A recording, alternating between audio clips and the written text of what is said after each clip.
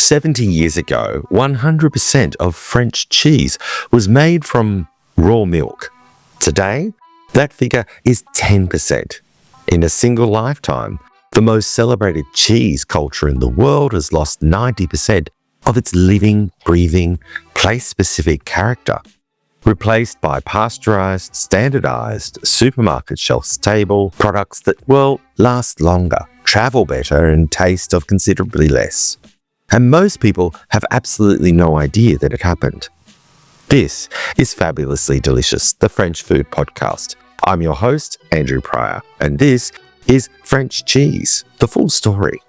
France produces somewhere between 1,200 and 1,600 distinct varieties of cheese, depending on who you ask. A number so extraordinary that General de Gaulle reportedly complained it made the country ungovernable. By the end of this episode, you'll understand why. We are covering the full story of French cheese from its monastic medieval origins to the Congress of Vienna, from the AOC that protects it to the 5 families that define it, from Roquefort, the oldest legally protected food in the world, to Camembert, Comté, Époisses, how the French eat cheese, and what is happening right now in one of the great food cultures on earth, and why it matters. This is Fabulously Delicious. In 1962, General Charles de Gaulle reportedly asked, "How can you govern a country that has 246 varieties of cheese?" The number has been disputed ever since. Some sources record him saying 265. Others say that the quote itself is apocryphal, but no exact written record exists. Though it has been repeated so many times and entered into French folklore so completely that it's almost certainly true in spirit. I say it all the time. Even if the figure, it varies. And here is the thing. Whatever number de Gaulle used, it was almost certainly an underestimate. The official industry body puts the total closer to 1,200 distinct varieties of cheese. Some estimates go higher. France produces around 1.9 million tonnes of cheese annually. Around 96% of French people eat cheese, and nearly half eat it every single day. The average French person consumes somewhere between 24 and 27 kilos of cheese per year. That is more than 50 pounds per person per year. Whatever makes French cheese genuinely unlike anything else in the world is not just the quantity or the variety. It's the depth of the relationship between the cheese, the land it comes from, and the people who make it. In France, cheese is not a snack or a side thought. It is a course, always served after the main course and before dessert, never instead of. It is, in a way, almost impossible to replicate anywhere else because France's extraordinary geographical diversity, the Alps, the Pyrenees, the Atlantic coast, the Mediterranean, the volcanic plateau of the Auvergne, the river valleys of the Loire, they all produce milk of radically different characteristics in different places. A cheese from Normandy tastes of Normandy, whereas a cheese from the Basque Country tastes of the Basque Country.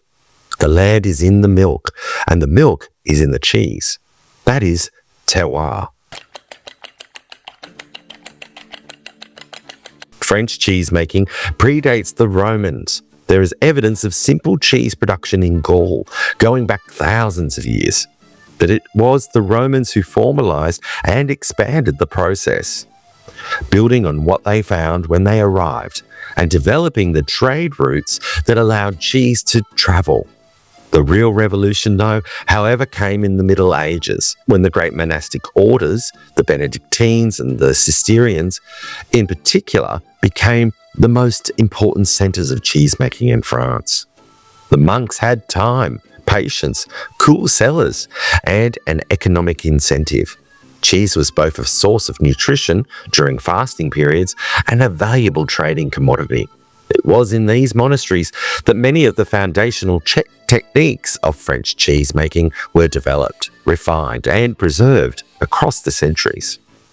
Several of the cheeses we eat today, Époisses, Munster, are direct descendants of monastic cheesemaking traditions that began in the Middle Ages. The oldest documented protected monastic cheese in France is Roquefort, and its story is worth a moment. On the 4th of June in 1411, King Charles VI of France declared that only the people of the town of Roquefort had the right to sell cheese under the name Roquefort, making it historically the first legally protected designation of origin for any food product in the world. 600 years before the modern AOC system, a French king was already protecting a cheese. The legend of its creation is equally wonderful. A shepherd boy, captivated by a passing young woman, dashed out of his cave, leaving his rye bread and cheese behind, and returned days later, wonder what he was up to find that the cheese had transformed, marbled with blue veins by the penicillian Roqueforty mould that naturally inhabits those caves. By the 18th century, French philosophers were calling Roquefort the king of cheeses. The 19th century brought industrialization, and with it both wider distribution and the first real threats of traditional cheesemaking. Louis Pasteur's development of pasteurization in the 1860s transformed the industry, making cheese safer and easier to transport, but beginning a tension between industrial production and artisan tradition that has never really been fully resolved. The railway network meant that Brie could reach Paris in hours rather than days, and Camembert, a cheese from rural Normandy that had previously been entirely local, became first a national and then an international phenomenon. By the early 20th century, it was clear that without some form of legal protection, the great cheeses of France were at risk of being diluted, imitated, and ultimately destroyed by industrial copies. The AOC system that followed was the French answer to that threat, and it changed everything. The Appellation d'Origine de Contrôle, AOC, is the French system of protected designation of origin for food and drink products. It ensures that certain cheeses can only be made in specific geographical areas, using strictly defined traditional methods. If you've listened to my episodes on Brie de Meaux or the Abondance cheese, or specifically the ones on AOC and AOP, you will already have a good feel for what this means in practice. The altitude at which the cows must graze, the breed of the animal, the hand moulding techniques, the specific caves or cellars that required for aging. None of it is left to chance. The European equivalent, the AOP or Appellation d'Origine Protégée, extends the same protection across the European Union, and most French AOC cheeses now carry both designations. There are currently 46 French cheeses with full AOP protection. Roquefort was the first to receive AOC status in 1925. Without the AOC system, the word Brie would mean, well, almost nothing. With it, Brie de Meaux means something very specific.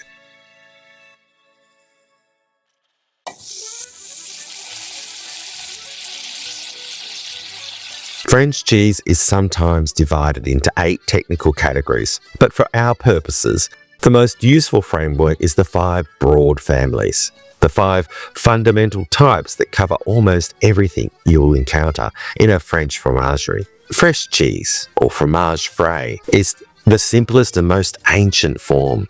Unaged, unripened, eaten within days of production. Fromage blanc, fromage frais, faisselle, brousse, chèvre frais, these are all everyday cheeses of the French kitchen. Spreadable, mild, versatile, and almost infinitely adaptable.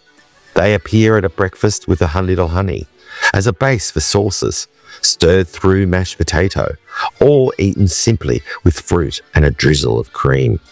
They are the foundation of the French cheese tradition, the starting point before aging and mould, then time begin to work their transformations. Soft cheese with bloomy rind or pâté moule à croûte fleuelle. These are the cheeses that most associate with France in the wider world. Brie de Meaux, Camembert, Culinary. They are characterized by their soft, white, downy rind, produced by the action of penicillin in mould, and their pale, yielding, creamy interior that becomes progressively richer and more runny as the cheese ripens. They are made predominantly from cow's milk, predominantly in northern France, and they are at their extraordinarily best when fully ripe, yielding under gentle pressure, fragrant, and intensely flavoured. Cold brie is a pale imitation of what warm, ripe brie actually is. Temperature and timing are everything with this family of cheeses. A soft cheese with a washed rind. These are the cheeses that clear a room. Époisses, Munster. The washed rind family is characterised by its orange or rust-coloured rind, produced by regularly washing it and aging in brine, beer, wine, which encourages the growth of bacteria and produce that famous assertive aroma. The smell, it must be said, is, considerably more aggressive than the flavour, which is rich, savoury, complex, and deeply satisfying rather than simply overwhelming. These are monastery cheeses, in many cases. The monks who developed them understood that a pungent exterior protects a magnificent interior. Napoleon was reportedly devoted to Époisses. The man had taste. Pressured, uncooked cheese, or pâté pressé non cuit. This is the workhorse of the family. Practical, versatile, aged and satisfying. Reblochon, Saint-Nectaire, Cantal, Tome de Savoie. The curds are pressed to remove moisture, but not heated, producing a firmer, denser texture than the soft cheeses, while retaining a suppleness and a depth of flavour that develops beautifully over weeks and months of aging. There is a wonderful story attached to Reblochon. In the Middle Ages, farmers would deliberately not fully milk their cows when the tax collectors arrived, as taxes were levied on milk production. So once the collectors had gone, they would finish the milking and find the remaining milk, the reblocher, meaning to pinch the cow's udder again, was richer and creamier than the first. That richer milk became Reblochon. Pressed cooked cheeses, pâté pressé cuit, the great mountain cheeses belong here. Comté, Beaufort, Abondance, Emmental de Savoie. The curds are both pressed and heated during production, producing the firmest, most tightly structured and longest aging French cheeses. A wheel of Comté can weigh up to 70 kilos and be aged for anywhere between 4 months and 3 years, developing extraordinary complexity, depth, and those characteristic crystalline pockets that appear in a well-aged wheel. These are cheeses built for altitude and the cold, originally developed in the Alps and the Jura to preserve the milk of summer grazing through long mountain winters. They melt beautifully, age magnificently, and reward patience in a way that few other foods manage quite so consistently. Finally, blue cheese. The Roqueforts, made from raw sheep's milk and aged in mountain caves in the Auvergne, the oldest protected cheese in France. Bleu d'Auvergne, Bleu de Corso, all characterized by the blue-green veins of penicillian mold that run through the paste, introduced either naturally or by inoculation, and developed during aging through a process of piercing the cheese to allow air to circulate. The flavour ranges from sharp, salty intensity of a well-aged Roquefort to milder, creamier characters of a young Fourme d'Aubert. These are cheeses that divide opinion and inspire devotion in equal measure. Right. A quick pause before we get into the second half of this episode. We've just spent a considerable amount of time talking about the greatest cheeses in France. And if that has made you want to get on a train to Paris and find the best fromagerie in the city, then I have something rather useful for you. My book, Paris, A Fabulous Food Guide to the World's Most Delicious City, has just been newly updated.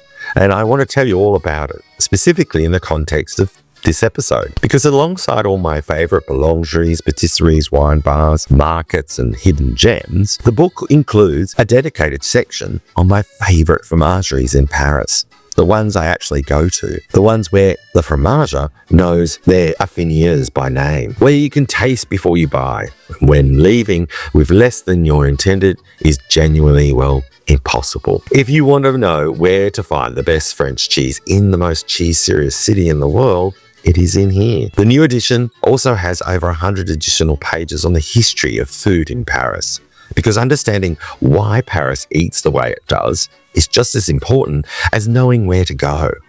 New sections for vegan and vegetarian dining, beautiful food with a view spots, and yes, a dedicated section on Emily in Paris locations. No judgment from me whatsoever. I love Emily in Paris. You can order directly from my website at andrewpryorfabulously.com. It's also on Amazon, or ask your local independent bookshop to order it in.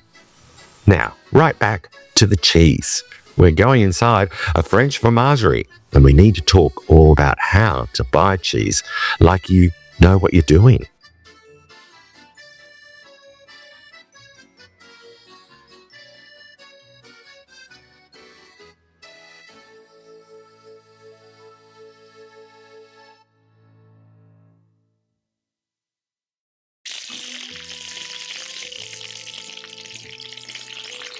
France's geographical diversity is so extraordinary that almost every corner of the country produces something worth knowing about. There are certain cheeses that have become so deeply identified with their region that they are essentially inseparable from it.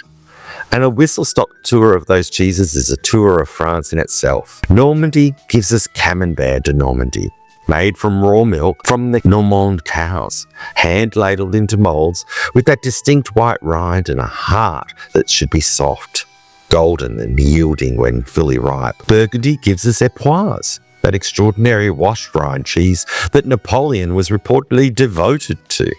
Banned from public transport in France because of its aroma, and one of the most deeply satisfying cheeses in existence when eaten at the right moment of ripeness. The Jura and the Alps give us the great pressed cooked gueules, Comté, Roquefort, Abondance, each one a different expression of mountain milk, mountain pasture, and mountain patience.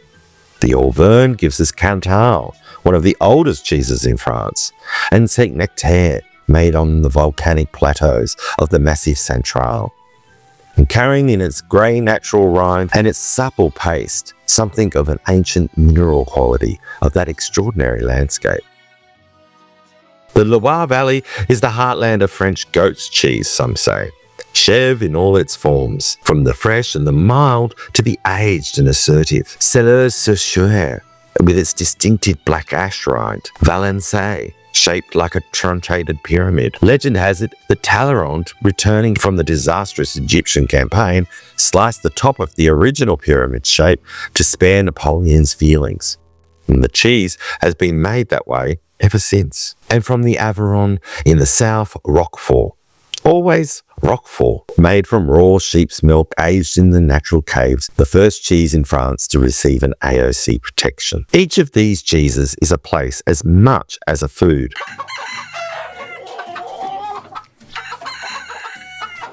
Walking into a proper French fromagerie for the first time is one of the greatest sensory experiences the country has to offer. The smell, it hits you before you fully open the door.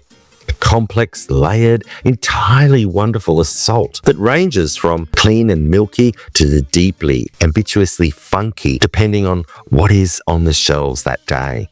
The first and most important rule is also the simplest. C'est bonjour. Not as a formality, but as a genuine opening. In France, a greeting is not optional social etiquette, it is the foundation of every exchange. And in a fromagerie, it signals immediately that you are there to engage, to learn, and to be guided rather than simply to grab and go. The fromagère will respond to that. They always do. The word to look for on the awning or signage is affineur. An affineur is someone who ages and refines cheese rather than simply selling it. And that distinction matters enormously. An affineur has cellars, has relationships with producers, knows exactly where in the maturing process each cheese is, and can tell you whether to eat it today, tomorrow, or in 3 days' time. The question to ask, and never be embarrassed to ask it, is when I should eat this. A good fromagère will not just answer the question, they will adjust which specific wheel or piece they hand you based on your answer. They are selecting for ripeness, not just variety. That level of service does not exist anywhere else in the food world, and it's worth seeking out. If you're building a cheese selection, the traditional French approach is an odd number, 3, 5, or 7, drawn from different families and different milks. Something fresh, something soft, something aged, something that smells of the mountains, something that smells of absolutely everything. Balance and contrast. Not too many strong ones, not all mild ones, Think of it as a conversation between cheeses and ask the fromager to help you start it. Now, one final thing about the fromagerie. It is considered impolite to mention the smell of a particularly assertive cheese, even in a spirit of comedy. If you really must acknowledge it, the French have a polite solution. You say that the cheese is fort, meaning strong, and leave it there. Everything in a French fromagerie is, in its own way, fort. That is rather the point.